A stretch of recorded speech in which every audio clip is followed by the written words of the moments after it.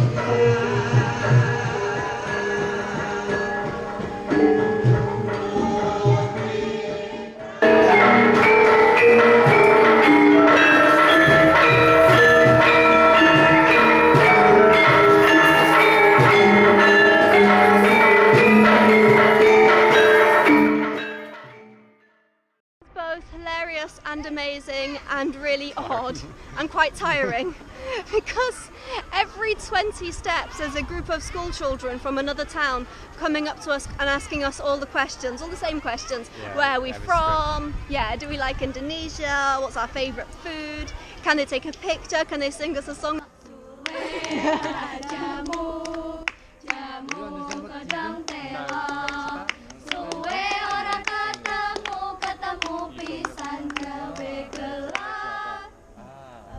Thank you so much. And it's really, really nice, but we're not getting to see very much of the palace. Downstage for second phase. Approval to close the group race. Look, they've got like the modern instruments, like a trumpet and stuff. And the triangle, I think.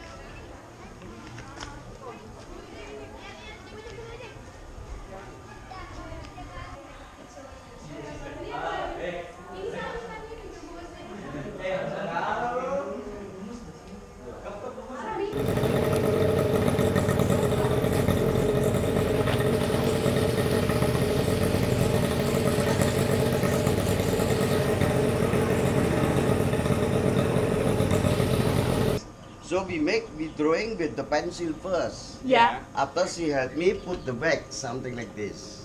Okay. Yeah, wax with instrument, this name chantring. What kind of wax is it? Beeswax. Beeswax, okay. Yes.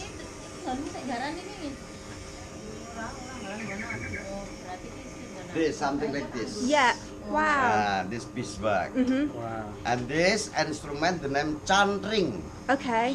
Yeah, And this you put chanting. melted Wax, that's beeswax right. in there. And then do it like this. Wow. Yeah. Like a pen. Yeah, it's like a pen. It's very delicate. Yes, that's right. And after everything we waxing already, Yeah. and then we dive on the color. Ah, We wow. dye the color one by one, Mm. from the light going to dark. Wow. Maybe Okay. 4, 5 color I said enough to remove the wax. We boil with the hot water. Oh, you remove the wax Yes. at the end. Wow. We boil about 1 hour, and then the wax gone, the color more stronger. Our next stop is the water castle here in Jogyakarta, and this is known as the Sultan's Garden or the Sultan's bathing area. So it's built in the 1800s, and it's really interesting because it was known as his place to come and relax and also to come and maybe find a wife. So there's lots of different pools where potential wives would swim and play, and there's a story that he'd throw a rose down to the pools, and whichever lady caught it, she would become his wife. I think now lots of this area is shut down because there are residents here, people live here, but there are little sections of this area that you can still go and visit, you can still go see some of the pools. And it's really interesting because they also have quite a lot of European influence because they were very interested in European architecture. So we're going to go in and see that. And right now we're just at the top having a look down onto the area of the water castle.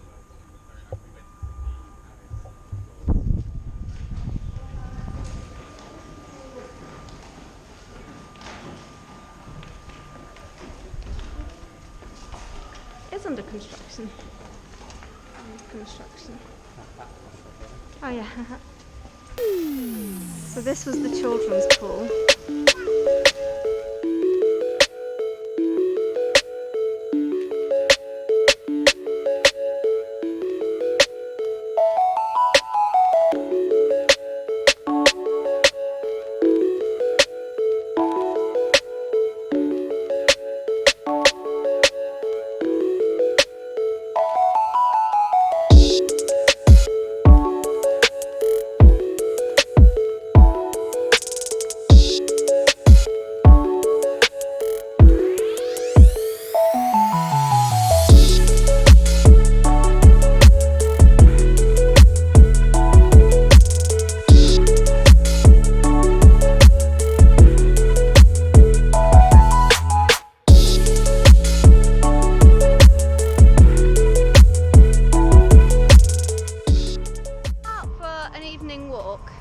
And we've come up to what Google Maps tells us is Alun-Alun Kidal, but our hostel homestay owner calls it, what does he call it? South Square Park. South Square Park. He said it's worth a visit at night, and this is why.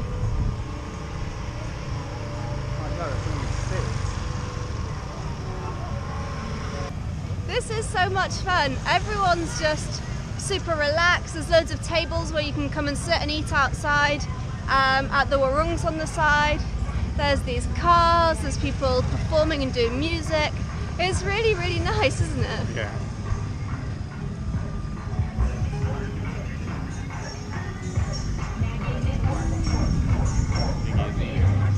Yeah. How much? One run, two One. 40. 40 for one? Yeah? Yeah. Okay. Thank you. Do you want to drive? No, you can drive. You want me to drive? Wait, I'm just going to get a quick...